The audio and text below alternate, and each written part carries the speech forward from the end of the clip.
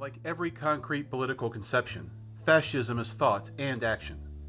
It is action with an inherent doctrine which, arising out of a given system of historic forces, is inserted in it and works on it from within.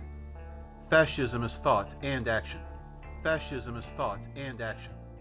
It has, therefore, a form correlated to the contingencies of time and place. But it has, at the same time, an ideal content which elevates it into a formula of truth in the higher region of the history of thought. In the higher region of the history of thought.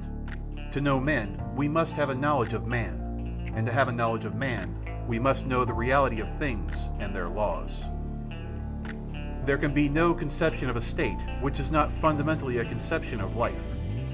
It is a philosophy or intuition, a system of ideas which evolves itself into a system of logical contraction, or which concentrates itself in a vision or in a faith, but which is always, at least virtually, an organic conception of the world.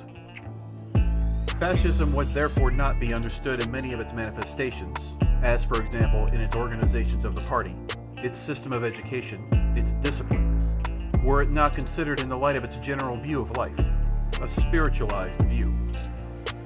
To fascism, the world is not this material world which appears on the surface, in which man is an individual separated from all other men, standing by himself, and subject to a natural law which instinctively impels him to lead a life of momentary and egotistic pleasure.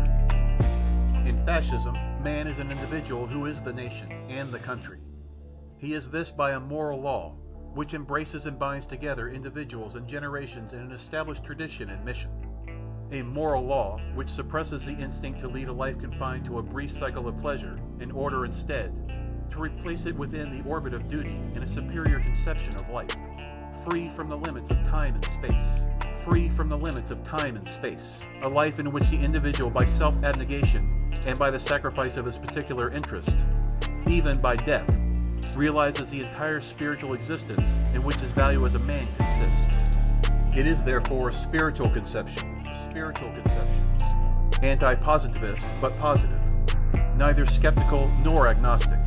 Neither pessimistic nor passively optimistic, as are in general the doctrines, all of them negative, which place the center of life outside of man, who by his free will can and should create his own world for himself. Fascism wants a man to be active and to be absorbed in action with all his energies. It wants him to have a manly consciousness of the difficulties that exist and to be ready to face them. It conceives life as a struggle, thinking that it is a duty of man to conquer that life which is really worthy of him, creating in the first place within himself the physical, moral, intellectual instrument with which to build it.